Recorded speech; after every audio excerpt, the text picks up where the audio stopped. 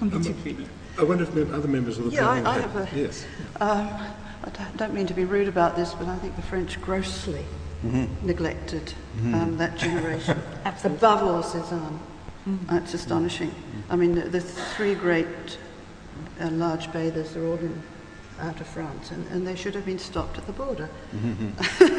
But Monet said he didn't want everything to go off to the land of the Yankees. Quote.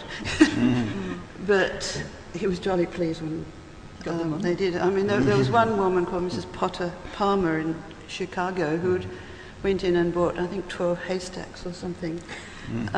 She was very rich. Her husband died in time, and she used to buy by the dozen.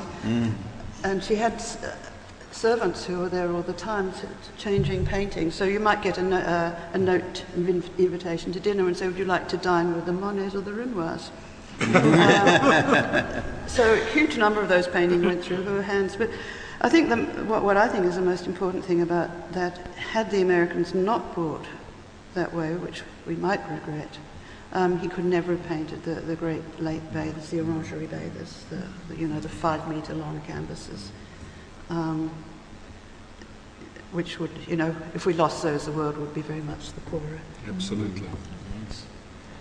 So again, that most of the Monets and the other Impressionist works are, bequests. There are very few bought in the Musée d'Orsay.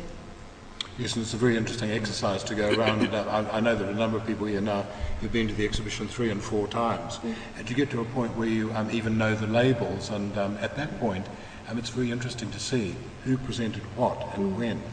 And just to build up, this rich resource and this rich heritage that is that museum's collection. Extraordinary. Yes. Terence, do you have any? There were, in fact, huge concentrations of Monet's works in private hands, and there was a collector in Boston who was so enamored with his Monets that he built a private museum, which was a great tourist attraction. I think he had even more Monets in his private collection than the MFA has today, with a purpose-built Monet museum. But there was a cult around Impressionist paintings, and Monet in particular, in the United States. I suppose they thought themselves as a young, independent, modern, forward-looking nation, and for them this was young, independent, forward-looking art.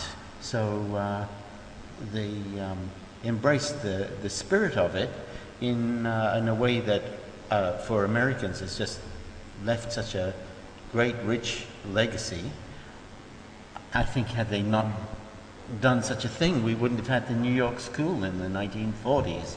It's all of that foundation, which was provided for them, was really a way for American artists to feel completely at home in the most advanced modern art of the time.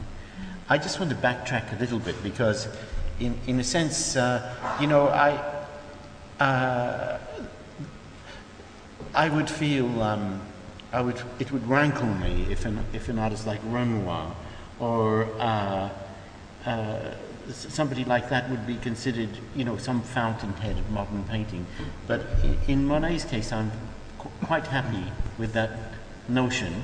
And somehow, if you look at the history of modernity, well, Jackson Pollock's might have seemed very different from Monet's, but in fact there's a family relationship. There's a link with Matisse in a strange way. There's a link with Cubism, which is, to my understanding, quite a strong one.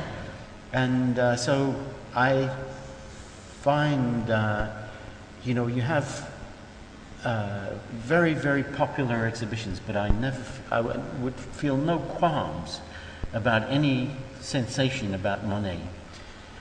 One reason being that in spite of all the hoopla, I'll bet you everybody who goes into an exhibition really feels they are having their own experience of that painting. You know, that's the special quality of Monet. You could mystify it as much as you like. You won't stop that from happening. And I think that's the reason for the enduring popularity of Monet, why people will name their villages or their restaurants or whatever after Monet, because he's become part of them, you know? And I see that all very much as a kind of strategy, a kind of genius that Monet has as an artist. I realise, and part of this has been prompted by your question, by your comments, wonderful comments, Terence, that on this panel is the expertise to answer a question that I'm asked every time I set foot in that exhibition. And before I tell you what the question is, I'm reminded that Mark Emery, a critic in the local newspaper, the Dominion Post, made quite disparaging remarks about this particular element with Impressionist painting. It's the gilt frames. What's the story with the gilt frames? Yes, I can speak to that. This novel and indeed revolutionary art, which was called the New Painting in its time, was also involved with new ways of presenting art. The Impressionists held independent exhibitions. The first Impressionist exhibition actually introduced gaslight.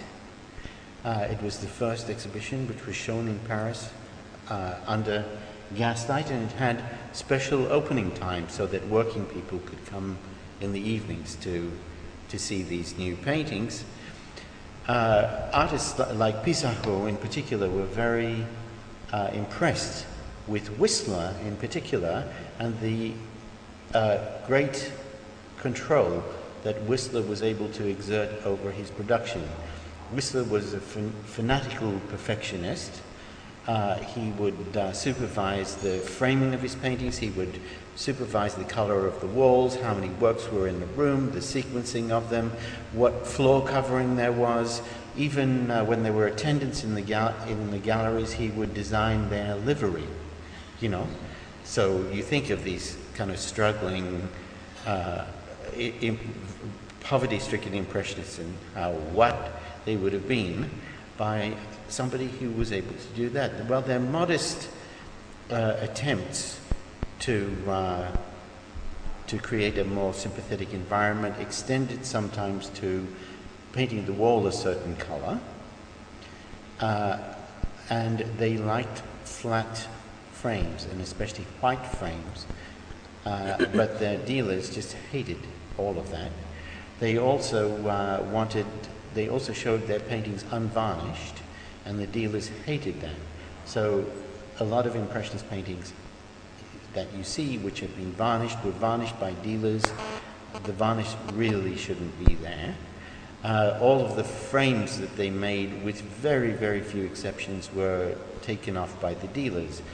And the standard frames used by Duhamel, who sold thousands of paintings by Monet and Degas and Pissarro and others, was a kind of remake modeled on 18th century gilt frames. He felt that that style of frame went nicely with Impressionist paintings. But to have such ultra-modern paintings in newfangled frames, that was just taking novelty too far. Thank you very much indeed. Just add one tiny thing to that. The only time I think he controlled that was in fact in the orangery at the end, which don't need conventional frames, but they do have a strip around each one of them, slightly modelled. It's not very carved, and it's skilled. Yeah. So that was the one where he chose every centimetre of what was going on. Mm-hmm.